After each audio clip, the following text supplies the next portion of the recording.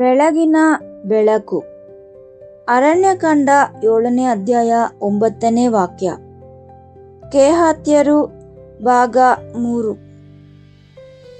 6 ಪವಿತ್ರ ಹೊಣೆಗಳು. ಇಂದಿನ ಅಧ್ಯಾಯದಲ್ಲಿ ಕೇಹಾತ್ಯರಿಗೆ ಯಾವುದೇ ಬಂಡಿಗಳಾಗಲಿ ಅಥವಾ ಎತ್ತುಗಳಾಗಲಿ ನೀಡಲಾಗಿರಲಿಲ್ಲ ಎಂಬುದನ್ನು ನಾವು ನೋಡಿದ್ದೇವೆ.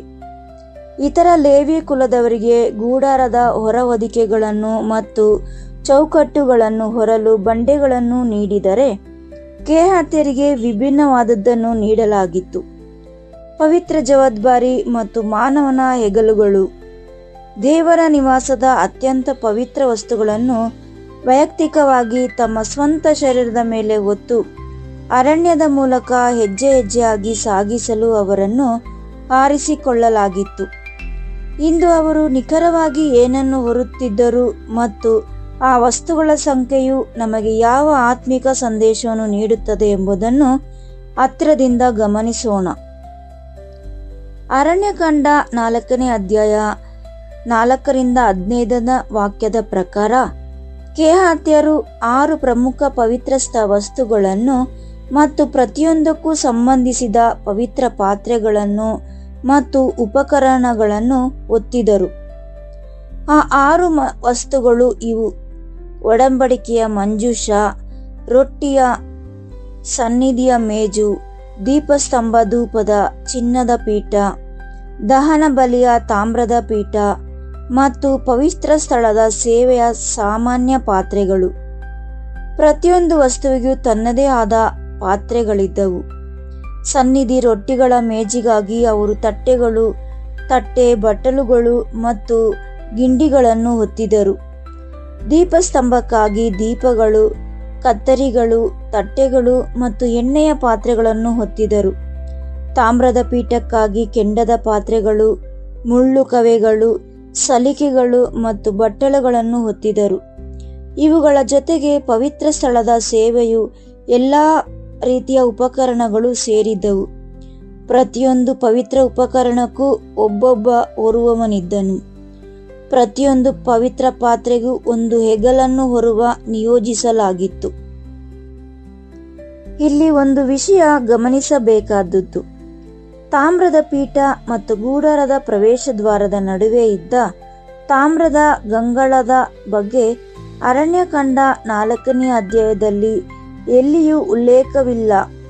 ಈ ಅಧ್ಯಾಯವು ಇತರ ಪ್ರತಿಯೊಂದು ವಸ್ತುವನ್ನು ಸ್ಪಷ್ಟವಾಗಿ ಹೆಸರಿಸುತ್ತದೆ, ಆದರೆ ಗಂಗಾಳದ ಹೆಸರಿಲ್ಲದಿರುವುದು ಎದ್ದು ಕಾಣುತ್ತದೆ. ಅದನ್ನು ಯಾರು ಹೊತ್ತರು ಅಥವಾ ಹೇಗೆ ಹೊತ್ತರು ಎಂಬುದರ ಬಗ್ಗೆ ನ್ಯಾಯಪ್ರಮಾಣವು ಯಾವುದೇ ನಿರ್ದಿಷ್ಟ ಸೂಚನೆಯನ್ನು ನೀಡುವುದಿಲ್ಲ. ಈ ಮೌನವು ಆಕಸ್ಮಿಕವಲ್ಲ. ದೇವರು ಏನನ್ನು ದಾಖಲಿಸಬೇಕು ಮತ್ತು ಏನನ್ನು ಮರೆಮಾಚಬೇಕು ಎಂಬಲ್ಲಿ ನಿಖರವಾಗಿದ್ದಾರೆ. ಸತ್ಯವೇದವು ಈ ಗಂಗಾಳದ ಬಗ್ಗೆ ಏಕೆ ಮೌನವಾಗಿದೆ ಎಂಬ ಪ್ರಶ್ನೆಯನ್ನು ನಾವು ಮುಂದಿನ ದಿನಗಳಲ್ಲಿ ಅಧ್ಯಯನ ಮಾಡೋಣ. ಸದ್ಯಕ್ಕೆ ಸ್ಪಷ್ಟವಾಗಿ ಹೆಸರಿಸಲಾದ 6 ವಸ್ತುಗಳ ಮೇಲೆ ಮತ್ತು ಅವು ನಮಗೆ ಏನು ಕಲಿಸುತ್ತವೆ ಎಂಬುದರ ಮೇಲೆ ನಮ್ಮ ಗಮನ ಹರಿಸೋಣ. ಸತ್ಯವೇದದಲ್ಲಿ 6 ಎಂಬ ಸಂಖ್ಯೆಯು ನಿಖರವಾಗಿ ಮನುಷ್ಯನಿಗೆ ಸಂಬಂಧಿಸಿದೆ, ವಿಶೇಷವಾಗಿ ಮನುಷ್ಯನ ಲೌಕಿಕ ಮತ್ತು ಅಪೂರ್ಣ ಸ್ಥಿತಿಗೆ ಸಂಬಂಧಿಸಿದೆ. ಆದಿಕಾಂಡ 1ನೇ ಅಧ್ಯಾಯ 26ರಿಂದ 31ನೇ ವಾಕ್ಯದಲ್ಲಿ ನಾವು ಓದುವಂತೆ, ದೇವರು ಮನುಷ್ಯರನ್ನು 6ನೇ ದಿನದಂದು ಸೃಷ್ಟಿಸಿದನು. ಈ ಕಾರಣದಿಂದಾಗಿ 6 ಎನ್ನುವುದು ಅಪೂರ್ಣ ಮನುಷ್ಯರನ್ನು ಸೂಚಿಸುತ್ತದೆ. ಸೃಷ್ಟಿಯಾದ ಮನುಷ್ಯ, ದೌರ್ಬಲ್ಯದಲ್ಲಿರುವ ಮನುಷ್ಯ, ದೇವರಿಂದ ಮಾಡಲ್ಪಟ್ಟಿರುವುದನ್ನು, ಇನ್ನೂ ದೇವರು ಪೂರ್ಣ ರೂಪ ಮತ್ತು ಹೋಲಿಕೆಯನ್ನು, ವಿಶ್ರಾಂತಿ ಮತ್ತು ಪರಿಪೂರ್ಣತೆಯನ್ನು ತಲುಪದ ಮನುಷ್ಯನನ್ನು ಇದು ಪ್ರತಿನಿಧಿಸುತ್ತದೆ. ಸಂಖ್ಯೆ 6 ಯಾವಾಗಲೂ ಸಂಖ್ಯೆ 7ಕ್ಕಿಂತ ಒಂದು ಹೆಜ್ಜೆ ಹಿಂದೆ ಇರುತ್ತದೆ ಮತ್ತು ನ್ಯಾಯಪ್ರಮಾಣದಲ್ಲಿ ಸಂಖ್ಯೆ 7 ಎನ್ನುವುದು ದೇವರ ಪರಿಪೂರ್ಣತೆ, ವಿಶ್ರಾಂತಿ ಮತ್ತು ಪೂರ್ಣತೆಯ ಸಂಖ್ಯೆಯಾಗಿದೆ. 6ನೇ ದಿನದ ಮನುಷ್ಯನು ನೈಜವಾದವನು ಮತ್ತು ಘನತೆಯಿಂದ ಸೃಷ್ಟಿಯಾದವನೇ, ಆದರೂ ಆತನು ಇನ್ನೂ ಪೂರ್ಣಗೊಂಡಿಲ್ಲ. ಆತನು ಹಾದಿಯಲ್ಲಿದ್ದಾನೆ. ಹೊಸ ಒಡಂಬಡಿಕೆಗೆ ಬಂದಾಗ ಇದೇ ಭಾಷೆಯು ಮತ್ತೆ ಮಾತನಾಡುವುದನ್ನು ನಾವು ಕಾಣುತ್ತೇವೆ. ಬಿದ್ದು ಹೋದ ಮಾನವ ಕುಲವನ್ನು ವಿಮೋಚಿಸಲು ಬಂದ ನಮ್ಮ ಪ್ರಭುವಾದ ಯೇಸು ಕ್ರಿಸ್ತನು ಶಿಲುಬೆಯ ಮೇಲೆ 6 ಗಂಟೆಗಳ ಕಾಲ ತೂಗಾಡಿದನು. ಮಾರ್ಕನು ಬರೆದ ಪತ್ರಿಕೆ 15ನೇ ವಾಕ್ಯ 25ನೇ ವಚನ ಮತ್ತು 33ರಲ್ಲಿ ದಾಖಲಾಗಿರುವಂತೆ 3ನೇ ತಾಸಿನಿಂದ 9ನೇ ತಾಸಿನವರೆಗೂ ಆತನು ಶಿಲುಬೆಯಲ್ಲಿದ್ದನು. 6ನೇ ದಿನದ ಮನುಷ್ಯನಾಗಿ 6 ಗಂಟೆಗಳ ಕಾಲ ಆತನ ಸಂಕಟದ ಅಳತೆಯು ನಮ್ಮ ಪತನದ ಅಳತೆಗೆ ಸರಿಸಮಾನನಾಗಿತ್ತು. ದೇವರು ತಕ್ಷಣ ರಕ್ಷಣೆಯನ್ನು ಕಳುಹಿಸಲಿಲ್ಲ. ತನ್ನ ಮಗನು ಮನುಷ್ಯನ ಸ್ಥಿತಿಯ ಸಂಪೂರ್ಣ ಭಾರವನ್ನು ಗಂಟೆಗೂ ಅನುಭವಿಸುವಂತೆ ಮಾಡಿದನು. ಅಂತಿಮವಾಗಿ ಕಾರ್ಯವು ಪೂರೈಕೆಯಾದಾಗ ಆತನು ಮುಗಿಯಿತು ಎಂದು ಶಿಲುಬೆಯ ಮೇಲೆ ಕೂಗಿದನು. ಈ 6 ಗಂಟೆಗಳು ಮತ್ತು ಕೇಹಾತ್ಯರು ತಮ್ಮ ಹೆಗಲ ಮೇಲೆ ಹೊತ್ತ 6 ಪವಿತ್ರ ವಸ್ತುಗಳು ಒಂದೇ ಸತ್ಯವನ್ನು ಹೇಳುತ್ತಿವೆ. ಬಿದ್ದು ಹೋದ ಮನುಷ್ಯನಿಗಾಗಿ ಪವಿತ್ರ ವಸ್ತುಗಳನ್ನು ಮಾನವ ಹೆಗಲ ಮೇಲೆ ಹೊರಿಸಲಾಯಿತು. ಶಿಲುಬೆ ಮತ್ತು ಅರಣ್ಯದ ಪ್ರಯಾಣ ಎರಡೂ ಇದೇ ಸತ್ಯವನ್ನು ಸಾರುತ್ತದೆ. ಕೇಹಾತ್ಯರು ದೇವದೂತರಲ್ಲ. ಅವರು ಸ್ವರ್ಗೀಯ ಪರಿಪೂರ್ಣತೆಯಲ್ಲಿ ನಿಂತಿರುವ ಮಹಿಮೆಯುಳ್ಳ ಸಂತರಲ್ಲ. ಅವರು ಅರಣ್ಯದಲ್ಲಿ ನಡೆಯುವ ಧೂಳಿನಿಂದ ಕೂಡಿದ ಮಿತಿಯಿರುವ ಸಾಮಾನ್ಯ ಮನುಷ್ಯರಾಗಿದ್ದರು. ಪ್ರತಿಯೊಬ್ಬ ಮನುಷ್ಯರಂತೆ ಅವರಿಗೆ ಮಿತಿಗಳು, ದೌರ್ಬಲ್ಯಗಳು ಮತ್ತು ಅಕ್ಷತೆಗಳಿದ್ದವು. ಹಾಗಿದ್ದರೂ ದೇವರು ವಿಶ್ವದ ಅತ್ಯಂತ ಪವಿತ್ರ ವಸ್ತುಗಳನ್ನು ಅವರ ಹೆಗಲ ಮೇಲೆ ನಂಬಿಕೆಯಿಟ್ಟು ಇರಿಸಿದನು. ತನ್ನ ಸನ್ನಿಧಿಯನ್ನು ಹೊಂದಿದ ಮಂಜೂಷ, ತನ್ನ ಬೆಳಕನ್ನು ಹೊಂದಿದ ದೀಪಸ್ತಂಭ, ಪ್ರಾಯಶ್ಚಿತ್ತ ಮಾಡಲಾಗುತ್ತಿದ್ದ ಪೀಠ ಇವೆಲ್ಲವುಗಳನ್ನು ಅಪೂರ್ಣ ಮಾನವ ಹೆಗಲಗಳ ಮೇಲೆ ಇರಿಸಲಾಯಿತು. ಇದು ನ್ಯಾಯಪ್ರಮಾಣದಲ್ಲಿರುವ ಅತ್ಯಂತ ಆಶ್ಚರ್ಯಕರ ಸತ್ಯಗಳಲ್ಲಿ ಒಂದಾಗಿದೆ.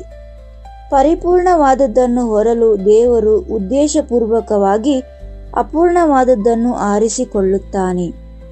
ಆತನು ಪವಿತ್ರ ನಿಧಿಯನ್ನು ಮಣ್ಣಿನ ಪಾತ್ರೆಗಳಲ್ಲಿ ಇರಿಸುತ್ತಾನೆ. ಇದು ಆತನಿಗೆ ಬೇರೆ ದಾರಿಯಿಲ್ಲದ ಕಾರಣಕ್ಕಾಗಿ ಅಲ್ಲ, ಬದಲಾಗಿ ಇದು ಆತನ ಸಾರ್ವಭೌಮ ವಿನ್ಯಾಸವಾಗಿದೆ.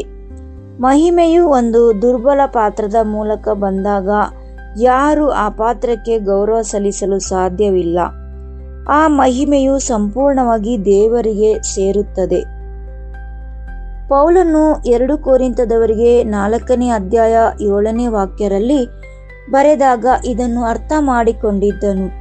ಆ ಮಹತ್ತಾದ ಬಲವು ನಮ್ಮಿಂದ ಉಂಟಾದುದಲ್ಲ, ದೇವರಿಂದ ಉಂಟಾದುದೆಂದು ಪ್ರಕಟವಾಗುವಂತೆ ಆ ನಿಧಿಯು ಮಣ್ಣಿನ ಪಾತ್ರೆಗಳಾದ ನಮ್ಮಲ್ಲಿದೆ. ಪಾತ್ರೆಯು ದುರ್ಬಲವಾಗಿದೆ, ಆದರೆ ನಿಧಿಯು ಪವಿತ್ರವಾಗಿದೆ. ಮನುಷ್ಯನಿಗೆ ಮಿತಿಯಿದೆ, ಆದರೆ ಹೊಣೆಗಾರಿಕೆಯು ದೈವಿಕವಾಗಿದೆ. ಹೊರುವವನು ಮಾನವನು, ಆದರೆ ಅವನು ಹೊರುವ ವಸ್ತು ದೇವರಿಗೆ ಸೇರಿದ್ದು. ಪೌಲನು ತನ್ನ ದೌರ್ಬಲ್ಯದ ಬಗ್ಗೆ ನಾಚಿಕೆ ಪಡಲಿಲ್ಲ. ಅದನ್ನು ದೇವರ ವಿನ್ಯಾಸದ ಒಂದು ಭಾಗವೆಂದು ಅವನು ಅರ್ಥ ಮಾಡಿಕೊಂಡಿದ್ದನು. 1 ಕೊರಿಂಥದವರಿಗೆ 1ನೇ ಅಧ್ಯಾಯ 27ರಲ್ಲಿ ನಾವು ಓದುವಂತೆ, ಲೋಕದಲ್ಲಿ ಬಲಹೀನವಾದವುಗಳನ್ನು ದೇವರು ತನ್ನ ಉದ್ದೇಶವನ್ನು ಸಾಧಿಸಲು ಆರಿಸಿಕೊಂಡನು. ಕೇಹಾತ್ಯರು ಈ ಸತ್ಯದ ಜೀವಂತ ಚಿತ್ರಣವಾಗಿದ್ದಾರೆ. ರೂಪುಗೊಳ್ಳುತ್ತಿರುವ ಹೆಗಲುಗಳ ಮೇಲೆ 6 ಪವಿತ್ರ ಹೊಣೆಗಳನ್ನು ಹೊರಿಸಲಾಗಿದೆ. ಇದರರ್ಥ ದೇವರು ಅಸಡ್ಡೆಯನ್ನು ಒಪ್ಪಿಕೊಳ್ಳುತ್ತಾನೆ ಅಥವಾ ಮನುಷ್ಯನ ಅಪೂರ್ಣತೆಯನ್ನು ಹಗುರವಾಗಿ ತೆಗೆದುಕೊಳ್ಳುತ್ತಾನೆ ಎಂದಲ್ಲ. ಕೇಹಾತ್ಯರು ಅಸಡ್ಡೆಯಿಂದ ಹೊರುವ ಅವಕಾಶವಿರಲಿಲ್ಲ. ಆಜ್ಞೆಯು ಕಟ್ಟುನಿಟ್ಟಾಗಿತ್ತು. ಮೊದಲು ವಸ್ತುಗಳನ್ನು ಮುಚ್ಚಬೇಕಾಗಿತ್ತು. ಕೇಹಾತ್ಯರು ಬರುವ ಮೊದಲೇ ಯಾಜಕರು ಎಲ್ಲವನ್ನು ಸಿದ್ಧಪಡಿಸಬೇಕಾಗಿತ್ತು. ಸರಿಯಾದ ಹೊದಿಕೆ ಇಲ್ಲದೆ ಅವರು ಪವಿತ್ರ ವಸ್ತುಗಳನ್ನು ಮುಟ್ಟಿದರೆ ಸಾಯುತ್ತಿದ್ದರು. ಆದುದರಿಂದ ದೇವರು ಪವಿತ್ರತೆಯ ಬಗ್ಗೆ ಉದಾರಿಯಾಗಿದ್ದಾನೆ ಎಂದಲ್ಲ, ಬದಲಾಗಿ ದೇವರು ತನ್ನ ಕೃಪೆಯಿಂದ ಮನುಷ್ಯನನ್ನು ಅವನು ಹೇಗಿದ್ದಾನೋ ಹಾಗೆಯೇ ಸ್ವೀಕರಿಸಿ ಅವನಿಗೆ ಪವಿತ್ರ ಜವಾಬ್ದಾರಿಯನ್ನು ನೀಡಿ ಅವನನ್ನು ಮೇಲಕ್ಕೆ ಕರೆಯುತ್ತಿದ್ದಾನೆ. ಆ ಹೊರೆಯನ್ನು ಹೊರಿಸುವ ಮೂಲಕ ನಮಗೆ ತರಬೇತಿ ನೀಡಲು ಆತನು ಪವಿತ್ರವಾದುದನ್ನು ನಮ್ಮ ಕೈಗಿಡುತ್ತಾನೆ. ಕೇಹಾತ್ಯರು ಪರಿಪೂರ್ಣರಾಗುವವರೆಗೂ ದೇವರು ಕಾಯಲಿಲ್ಲ. ಅವರನ್ನು ಪವಿತ್ರಗೊಳಿಸುವ ಪ್ರತಿಕ್ರಿಯೆಯ ಭಾಗವಾಗಿಯೇ ಅವರಿಗೆ ಪವಿತ್ರ ವಸ್ತುಗಳನ್ನು ನೀಡಿದನು. ಮನುಷ್ಯನು 6ನೇ ದಿನದಂದು ಸೃಷ್ಟಿಯಾದನು, ಆದರೆ ಅವನು ದೇವರಲ್ಲಿ ಸೃಷ್ಟಿಯಾದವನು. ಕೇಹಾತ್ಯರು ಹೆಗಲ ಮೇಲಿದ್ದ ಆ 6 ವಸ್ತುಗಳು ಒಂದು ಮೌನತೆ, ಆದರೆ ಶಕ್ತಿಯುತವಾದ ಸಂದೇಶವನ್ನು ಸಾರುತ್ತವೆ. ಮನುಷ್ಯ ಜೀವನವು ದೇವರಿಗೆ ಸೇರಿದ ವಸ್ತುಗಳನ್ನು ಹೊತ್ತಾಗ ಮಾತ್ರ ತನ್ನ ನಿಜವಾದ ಉದ್ದೇಶವನ್ನು ಕಂಡುಕೊಳ್ಳುತ್ತಾರೆ.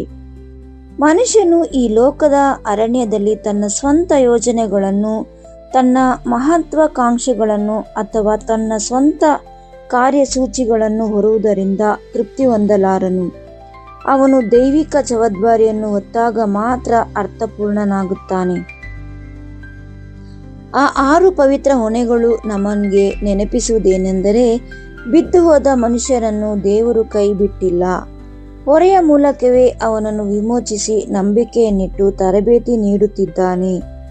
ದೇವರಿಗಾಗಿ ನಾವು ಹೊರುವ ಹೊರೆಯು ನಮ್ಮನ್ನು ಜಜ್ಜುವುದಕ್ಕಾಗಿ ಇರುವುದಲ್ಲ, ಅದು ನಮ್ಮನ್ನು ರೂಪಿಸಲು ಇರುವುದು. ಇದು ನೂತನ ಸೃಷ್ಟಿಯಾದ ನಮಗೆ ನಾವು ಹೊಸ ಒಡಂಬಡಿಕೆಯ ಕೇಹಾತ್ಯರಾಗಿದ್ದೇವೆ. ನಾವು 6ನೇ ದಿನದ ಪುರುಷರು ಮತ್ತು ಸ್ತ್ರೀಯರು. ಇನ್ನು ಅರಣ್ಯದಲ್ಲಿದ್ದೇವೆ, ಇನ್ನು ರೂಪುಗೊಳ್ಳುತ್ತಿದ್ದೇವೆ, ಇನ್ನು ಮಹಿಮೆ ಹೊಂದಿಲ್ಲ ಅಥವಾ ಅಂತಿಮ ವಿಶ್ರಾಂತಿಯನ್ನು ತಲುಪಿಲ್ಲ. ಹಾಗಿದ್ದರೂ ದೇವರು ನಮ್ಮ ಹೆಗಲ ಮೇಲೆ ಪವಿತ್ರ ವಸ್ತುಗಳನ್ನು ಇರಿಸಿದ್ದಾನೆ. ಆತನು ತನ್ನ ಸತ್ಯವನ್ನು, ತನ್ನ ಸಾಕ್ಷಿಯನ್ನು, ತನ್ನ ಸುವಾರ್ತೆಯನ್ನು ಪ್ರಾರ್ಥನೆಯಲ್ಲಿ ಮತ್ತು ಆರಾಧನೆಯಲ್ಲಿ ತನ್ನ ಸನ್ನಿಧಿಯನ್ನು ನಮಗೆ ಒಪ್ಪಿಸಿದ್ದಾನೆ. ನಾವು ಈಗಾಗಲೇ ಪರಿಪೂರ್ಣರಾಗಿರುವ ಕಾರಣದಿಂದ ಇವುಗಳನ್ನು ಹೊರುತ್ತಿಲ್ಲ. ಬದಲಾಗಿ ದೇವರು ನಮ್ಮ ಮೂಲಕ ಕೆಲಸ ಮಾಡುತ್ತಿರುವುದರಿಂದ ಮತ್ತು ನಾವು ಹೊರುವಾಗಲೇ ನಮ್ಮನ್ನು ರೂಪಿಸುವುದರಿಂದ ಇವುಗಳನ್ನು ಹೊರುತ್ತಿದ್ದೇವೆ. ಹೊರೆಯು ಪರಿಪೂರ್ಣವಾಗಿದೆ, ಆದರೆ ಹೊರುವವನು ಇನ್ನೂ ರೂಪುಗೊಳ್ಳುತ್ತಿದ್ದಾನೆ. ಅದೇ ಕೃಪೆಯು ಅದ್ಭುತ. ದೇವರು ಪರಿಪೂರ್ಣ ಮನುಷ್ಯರಿಗಾಗಿ ಕಾಯುವುದಿಲ್ಲ, ಆತನು ಸಿದ್ಧವಿರುವ ಮನುಷ್ಯನ ಮೂಲಕ ಕಾರ್ಯನಿರ್ವಹಿಸುತ್ತಾನೆ. ಮುಂದಿನ ಅಧ್ಯಾಯಗಳಲ್ಲಿ ನಾವು ಈ ಪ್ರತಿಯೊಂದು 6 ವಸ್ತುಗಳನ್ನು ಒಂದೊಂದಾಗಿ ನೋಡೋಣ. ಪ್ರತಿಯೊಂದು ಏನನ್ನು ಪ್ರತಿನಿಧಿಸುತ್ತದೆ, ಕ್ರಿಸ್ತನಲ್ಲಿ ಅದು ಏನನ್ನು ಸೂಚಿಸುತ್ತದೆ ಮತ್ತು ಇಂದು ನಾವು ಅದನ್ನು ನಮ್ಮ ಹೆಗಲ ಮೇಲೆ ಹೊರುವುದು ಎಂದರೆ ನಮಗೆ ಏನು ಅರ್ಥ ಎಂಬುದನ್ನು ತಿಳಿಯೋಣ. ಪ್ರತಿಯೊಂದು ವಸ್ತುವು ಆತ್ಮಿಕ ಆಳವನ್ನು ಹೊಂದಿದ್ದು ಅದನ್ನು ತೆರೆದು ನೋಡಲು ಸಮಯ ಮತ್ತು ಕಾಳಜಿ ಬೇಕಾಗುತ್ತದೆ. ಇಂದು ನಾವು ಕಂಡುಕೊಂಡದ್ದು ಇಷ್ಟೇ. 6 ಪವಿತ್ರ ಹೊಣೆಗಳು ಮಾನವ ಹೆಗಲ ಮೇಲೆ ಇರಿಸಲಾಗಿತ್ತು, ಏಕೆಂದರೆ ದೇವರು ಯಾವಾಗಲೂ ಆ ರೀತಿಯಾಗಿಯೇ ಕೆಲಸ ಮಾಡುತ್ತಾನೆ. ಹೊರುವವನು ದುರ್ಬಲನಾಗಿರಬಹುದು, ಆದರೆ ಕರೆ ಪವಿತ್ರವಾದದ್ದು. ಪಾತ್ರೆಯು ಲೌಕಿಕವಾಗಿರಬಹುದು, ಆದರೆ ಹೊರೆಯು ಪರಲೋಕದಾಗಿದೆ. ಕೇಹಾತ್ಯರ ಮೂಲಕ ಸಾಗುವ ಈ ಶ್ರೀಮಂತ ಪ್ರಯಾಣಕ್ಕಾಗಿ ನಿಮ್ಮ ಹೃದಯಗಳನ್ನು ಸಿದ್ಧಪಡಿಸಿಕೊಳ್ಳಿ. ಪ್ರಾರ್ಥನೆ. ಯೆಹೋವನೇ, ನೀನು ಮಾನವ ಹೆಗಲ ಮೇಲೆ ಪವಿತ್ರ ವಸ್ತುಗಳನ್ನು ಇರಿಸುವ ದೇವರಾಗಿದ್ದೀಯಾ. ಪವಿತ್ರ ಜವಾಬ್ದಾರಿಯನ್ನು ನೀಡುವ ಮೊದಲು ನೀನು ಪರಿಪೂರ್ಣ ಮನುಷ್ಯರಿಗಾಗಿ ಕಾಯುವುದಿಲ್ಲ. ದುರ್ಬಲವಾದುದನ್ನು ನೀನು ತೆಗೆದುಕೊಂಡು ನಿನ್ನ ಮಹಿಮೆಗಾಗಿ ಅದರ ಮೂಲಕ ಕೆಲಸ ಮಾಡುತ್ತೀಯ. ಬಿದ್ದು ಹೋದ ಮನುಷ್ಯನನ್ನು ನೀನು ಕೈಬಿಡದೆ ವಿಮೋಚಿಸಿ ಕರೆದು ದೈವಿಕವಾದುದನ್ನು ಅವರಿಗೆ ಒಪ್ಪಿಸಿದ್ದಕ್ಕಾಗಿ ನಾವು ನಿನಗೆ ವಂದಿಸುತ್ತೇವೆ. ನಿನ್ನ ವಸ್ತುಗಳನ್ನು ನಾವು ಅಸಡ್ಡೆಯಿಂದ ಒತ್ತಿದ್ದಕ್ಕಾಗಿ ಅಥವಾ ಹೊರೆಯು ಹೆಚ್ಚಾಯಿತು ಎಂದು ಕೆಳಗಿಳಿಸಿದ್ದಕ್ಕಾಗಿ ನಮ್ಮನ್ನು ಕ್ಷಮಿಸು. ಕೇಹಾತ್ಯರಂತೆ ಭಕ್ತಿಯಿಂದ ಕ್ರಮಬದ್ಧವಾಗಿ ನಾವು ವಿಧೇಯತೆಯಿಂದ ಹೊರಲು ನಮಗೆ ಕಲಿಸು. ನಿನ್ನ ಸತ್ಯವನ್ನು ನಿನ್ನ ಸನ್ನಿಧಿಯಿಂದ ಮತ್ತು ಸುವಾರ್ತೆಯನ್ನು ಸಾಮಾನ್ಯ ವಸ್ತುಗಳಂತೆ ನಡೆಸದಂತೆ ನಮಗೆ ಸಹಾಯ ಮಾಡು. ನಾವು ಹೊರುವುದು ನಿನಗೆ ಸೇರಿದ್ದು ಮತ್ತು ಮಹಿಮೆಯು ಯಾವಾಗಲೂ ನಿನಗೆ ಮಾತ್ರ ಸಲ್ಲಬೇಕು ಎಂಬುದನ್ನು ನೆನಪಿನಲ್ಲಿಟ್ಟುಕೊಳ್ಳಲು ನಮಗೆ ಸಹಾಯ ಮಾಡು. ಈ ಹೊರೆಯನ್ನು ಹೊರುವ ಮೂಲಕ ನಮ್ಮನ್ನು ರೂಪಿಸು ಮತ್ತು ನೀನು ನಮಗಾಗಿ ಸಿದ್ಧಪಡಿಸಿದ ವಿಶ್ರಾಂತಿಯನ್ನು ತಲುಪುವವರೆಗೂ ಈ ಅರಣ್ಯದಲ್ಲಿ ನಮ್ಮನ್ನು ನಂಬಿಗಸ್ತರನ್ನಾಗಿ ಇರಿಸು. ಕ್ರಿಸ್ತನ ಹೆಸರಿನಲ್ಲಿ ಬೇಡಿ ಹೊಂದುತ್ತೇವೆ ನಮ್ಮ ಪರಮ ತಂದೆಯೇ, ಆಮೇನ್.